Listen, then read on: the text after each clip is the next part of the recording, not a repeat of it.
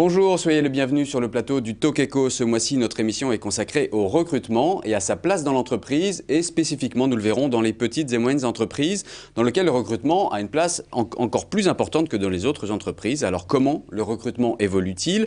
Comment séduire les meilleurs candidats et les conserver, les garder dans l'entreprise? Quelles sont les spécificités de la PME en matière de RH, on vient de le dire, et quels sont les outils à la disposition des entreprises et spécifiquement des PME pour le recrutement? Ce sont quelques-unes des questions que nous nous poserons pendant une trentaine de minutes. Et pour débattre, j'ai le plaisir d'accueillir tout d'abord Charlotte Guirlet. Bonjour, bienvenue. Bonjour. Alors vous êtes juriste, bientôt avocate, donc je ne vous appelle pas encore maître. Et vous êtes spécialisée en droit du travail, droit social au sein du cabinet Bredin-Pratt. Tout à fait. Eh bien voilà, on a une belle référence sur le plateau. Bienvenue encore. Merci. Nous avons le plaisir également d'accueillir Jeffrey Burns. Bonjour. Bonjour, vous êtes le directeur du recrutement chez Capgemini, spécifiquement dans la division Application Services, Tout à fait. qui est la partie SS2I de Capgemini. C'est exact. Grosse entreprise, combien de collaborateurs, combien de recrutements? 117 000 dans le monde, 20 000 en France, 4 300 recrutements cette année. Voilà, bon, alors vous n'êtes pas tout à fait une PME, mais vous allez nous expliquer comment justement les expériences, les expertises des grandes entreprises peuvent parfois ou pas s'appliquer au monde de la PME. Nous accueillons ensuite Philippe Fourny. Bonjour, bienvenue. Bonjour. Vous êtes le secrétaire général de l'Union fédérale, c'est ça? L'Union française. L'Union française des audioprothésistes. Mais vous êtes également, et c'est aussi pour ça qu'on vous a invité, l'auteur d'un livre qui est « Comment recruter les meilleurs candidats ?» et les garder. C'est un livre qui a plusieurs éditions et qui est paru aux éditions de l'entreprise. Bienvenue, vous allez nous raconter comment vous avez écrit ce livre et ce qu'on doit en retenir principalement.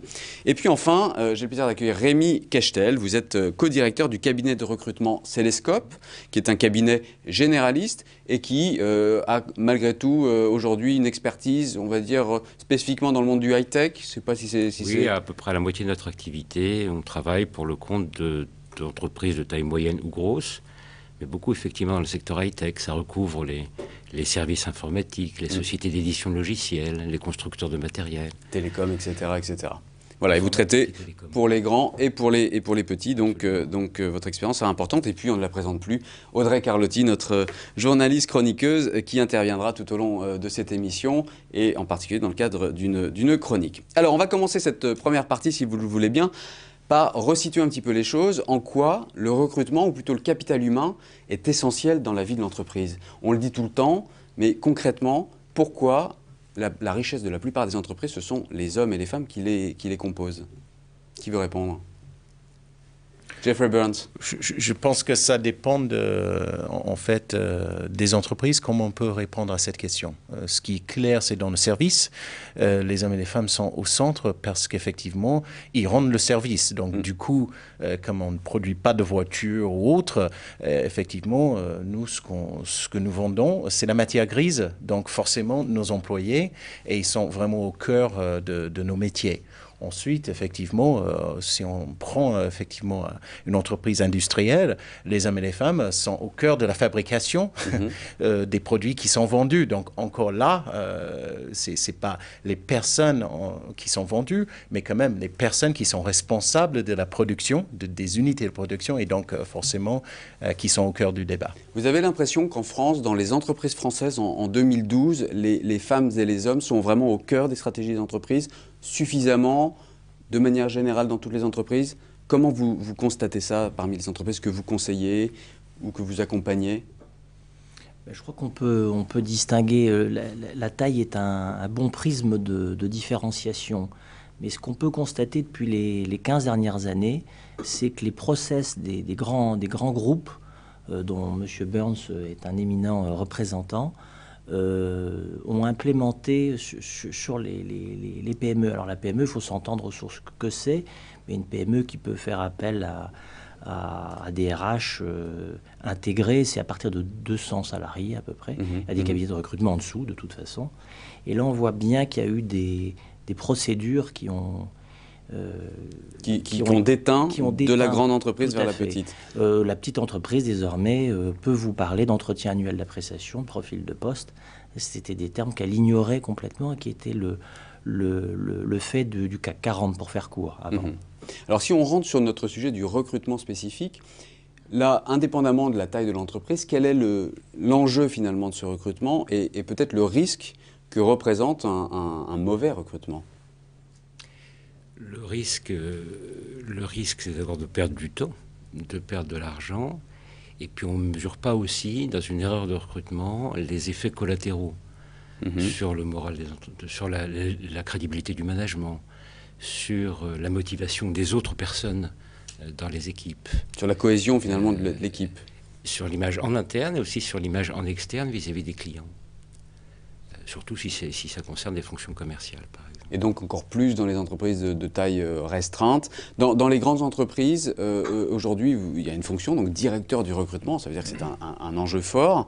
Ça veut dire quoi dans une entreprise comme Capgemini? On a vu 4500 recrutements dans votre division.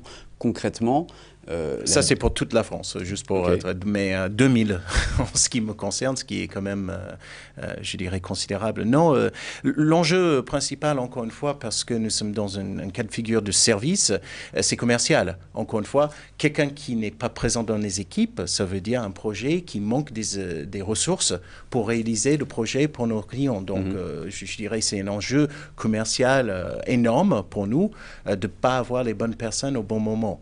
Ensuite, je dirais que effectivement, il y a des effets collatéraux parce que ne pas avoir assez de ressources, ça sous-tend aussi qu'il y a des problèmes dans les équipes, donc des personnes qui sont en sous-effectif, donc beaucoup trop de travail, un peu plus de pression, plus de stress et ainsi de suite.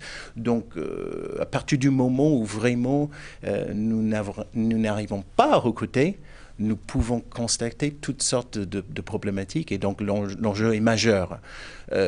Par contre, je veux juste revenir sur quelque chose que vous avez dit, c'est effectivement, je pense que le vrai question qui se pose par rapport à intégrer des hommes et des femmes aujourd'hui, c'est une question aussi, pas seulement de taille, mais de type d'entreprise. Oui. Je m'entends de là, il y a des entreprises même grandes, très familiales, donc qui ont une façon de management très familiale. Il y a d'autres entreprises qui sont beaucoup plus structurées, beaucoup plus corporate, et c'est très très différent cet enjeu d'intégration, cet enjeu de recrutement par rapport à cette culture-là. Selon le profil de l'entreprise. Exactement, et c'est pas juste une question de taille. Dans votre cas, Capgemini, c'est plutôt familial, c'est plutôt... plutôt corporate, je dirais, plutôt corporate, mais cela étant corporate, mais avec l'équipe au centre, c'est-à-dire que même si nous sommes très très grandes, effectivement, la plupart des équipes sont entre 10 et 20 personnes. Donc, quelque part, ça s'apparente à une petite famille et effectivement, c'est important d'intégrer des personnes dans cette équipe et pas justement de les faire rentrer dans un groupe colossal sans qu'ils connaissent la culture propre de leurs équipes. Alors, évidemment, une grande entreprise comme celle-là est très structurée. Vous avez des process, vous avez des outils. Vous parliez des entretiens annuels d'appréciation. À partir de quand, selon vous, une entreprise doit se structurer si elle doit le faire, de cette manière-là? C'est-à-dire, vous parliez tout à l'heure de 200 personnes, en gros, qui était la taille critique pour pouvoir intégrer une fonction RH. Mais pour les entreprises plus petites, qu'est-ce qu'elles doivent faire? À partir de quand elles doivent commencer à se structurer? Écoutez, dans les bonnes pratiques, si vous voulez faire une démarche qualité, par exemple, qui est l'expression d'une bonne pratique, si vous ne faites pas, vous êtes à partir de 2 collaborateurs, si vous n'avez pas d'entretien annuel d'appréciation, vous ne pouvez pas obtenir une certification qualité. D'accord. Donc c'était un élément de réponse.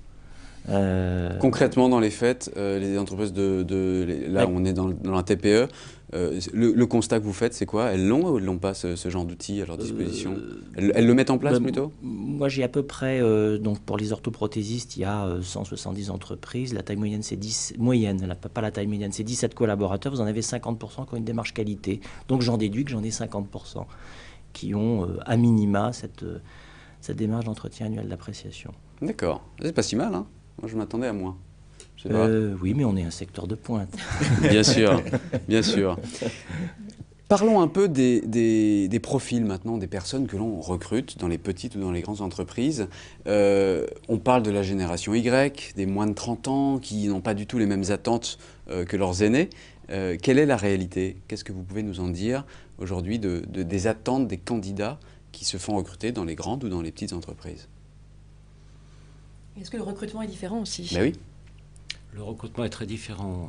Sans faire de généralité, si un candidat veut rapidement prendre des responsabilités, déborder un peu de son poste, prendre des initiatives, ne pas être trop enfermé dans des process, ce candidat-là a toutes les caractéristiques pour s'éclater, entre guillemets, dans une PME. Et donc, dans certains grands groupes, pas tous, mais dans certains grands groupes, le même candidat ne se sentira pas à l'aise. Pourquoi? Donc effectivement, c'est beaucoup une affaire de personnalité. Il y a beaucoup de choses en matière de recrutement. La réussite des meilleurs recrutements, c'est très lié à la personnalité. Alors la personnalité, mais aussi, je reviens sur cette notion de génération.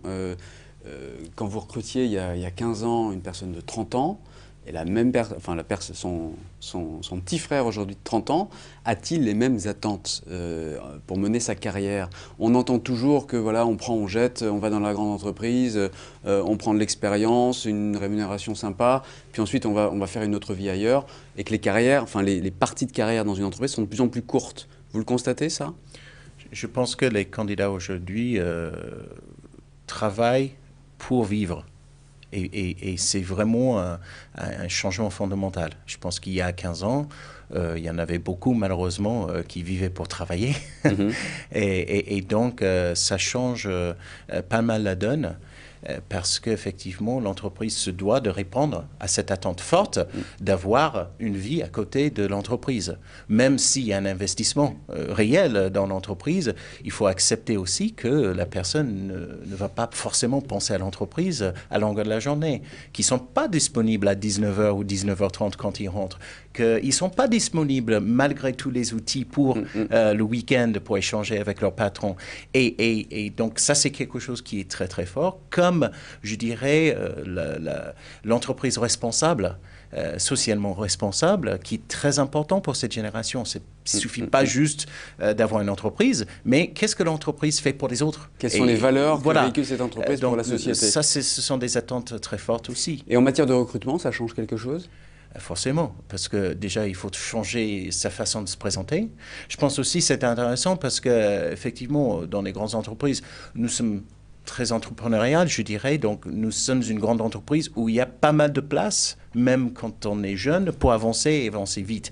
C'est notre façon de faire, mais néanmoins, c'est clair que quelqu'un qui va choisir un PME par rapport à la mastodonte, si on veut, qui est Capgemini, il y a des raisons à cela. Il y a quelque chose qu'ils vont trouver dans cette petite structure qu'ils ne trouvent pas chez nous, et c'est souvent le cas. C'est-à-dire, on va perdre beaucoup plus de gens dans les petits cabinets de niche aujourd'hui que chez les concurrents. Voilà. Donc, Chez vous, Bredin et Pratt, est-ce que vous constatez, parce que vous accompagnez les entreprises, y compris quand ça va pas bien, c'est-à-dire qu'il y a une rupture entre le salarié et l'entreprise, vous constatez des changements dans les dossiers que vous gérez, justement, des gens qui finalement veulent rompre? Aujourd'hui, on a beaucoup plus de dossiers, par exemple, qui concernent des ruptures conventionnelles, qui a été un dispositif qui a été mis en place pour que justement le salarié puisse demander à quitter l'entreprise de son propre chef. Et il va être accompagné par l'employeur, obtenir des indemnités. Alors qu'avant, on avait peut-être moins de départ du fait du salarié directement. Maintenant, c'est vrai qu'il y a les cycles en entreprise sont peut-être plus rapides. Et donc les salariés sont aussi amenés à aller dire il y a des négociations qui se font, les salariés vont voir leur employeur, si ça ne va pas, ils ne vont pas hésiter à aller voir de quelle manière quitter l'entreprise en négociant. Maintenant, il y a beaucoup plus de dialogue qui se fait dans ce sens-là. D'accord, donc moins finalement de conflits. Ça ne veut pas nécessairement dire moins de conflits, parce que du conflit, il y en a toujours. Donc après, on a peut-être plus de démarches actives de la part des salariés, oui. Pourquoi les petites structures sont-elles moins attirantes que les grandes? D'abord, est-ce qu'elles le sont vraiment moins? On constate qu'aujourd'hui, les patrons de PME, quand on leur pose la question, disent « j'ai beaucoup de mal à recruter ». C'est peut-être ils s'y prennent peut-être pas bien, on le verra dans la deuxième partie. Mais pourquoi, à votre avis, elles sont moins attirantes? Je pense que la première difficulté, c'est la perspective de carrière. C'est-à-dire qu'il est souvent convenu de dire que dans une PME, votre promotion, elle est externe. Et donc, on revient toujours quand même à cette notion de taille critique. Quel est le niveau hiérarchique où vous entrez et quel est celui que vous pouvez atteindre. Dans un groupe, ça n'a pas changé depuis 20 ans. Vous avez l'identification lors des entretiens annuels d'appréciation des cadres dits à haut potentiel, et ils ont ensuite un parcours qui intègre en général une expérience à l'international et qui leur permet de terminer à la fin de façon optimale dans le board. Et dans une PME familiale, terminer dans le board, ça va être difficile. Mais c'est pas cependant impossible. Mais ça, on revient à la notion de taille, parce qu'il y a de la très grosse PME. Je pense, dans notre secteur, on en a de 700 salariés. Alors là, vous commencez à avoir des perspectives de carrière. Donc, perspectives de carrière, j'imagine qu'ensuite, il faut les faire rêver un petit peu quand même. Au-delà de la perspective de carrière, sur le projet de l'entreprise, c'est quelque chose que les grands groupes connaissent parfaitement. Donner une culture forte à chacun des collaborateurs ou les faire adhérer. Les PME le font aussi, ou elles ont du mal à le faire? Moi, je pense qu'aujourd'hui, on ne gère plus sa carrière comme autrefois. Je me souviens quand j'ai commencé à recruter il y a 20 ans, il était tout à fait normal, même souhaitable, d'avoir un CV avec une, voire deux expériences sur 10-15 ans. Aujourd'hui, les personnes qui ont des CV de ce type sont de plus en plus rares. Donc, effectivement, les gens bougent. Ça, c'est le premier constat. Et c'est tous les 3 à 5 ans, on va bouger. Du coup, je pense que ce qui est intéressant de voir, c'est souvent, les personnes peuvent commencer dans un grand groupe, aller dans un PME, revenir dans un grand groupe, et même c'est souhaitable. Et c'est souhaité en tant qu'entreprise, des personnes ayant cette double expérience. Moi-même, j'ai exactement cette caractéristique. C'est comme ça que j'ai géré ma carrière personnelle. C'est en général grand groupe, petit ou relativement petite entreprise. Donc je pense qu'aujourd'hui, c'est quelque chose qui est vraiment souhaité, c'est d'avoir des personnes qui bougent. Ensuite, pour parler des portraits robots, de par ce fait, il n'y a peut-être pas de portrait robot, c'est juste une question d'un moment dans la carrière où c'est plus ou moins intéressant d'être dans un grand ou une petite structure. Et pour les entreprises, grandes ou petites, d'accepter effectivement qu'il y a vraiment un laps de temps finalement relativement court que les candidats vont rester chez nous. C'est ça. Voilà. Donc on en tient compte dans la gestion des ressources humaines, j'imagine, où à part peut-être les hauts potentiels qu'on a envie de garder parce qu'on a investi sur eux, on sait que la plupart des candidats resteront moins longtemps qu'auparavant. Très bien, merci beaucoup. On se retrouve dans un instant pour la seconde partie de cette discussion qui sera consacrée aux outils et aux moyens à la disposition des entreprises pour les recrutements. À tout de suite.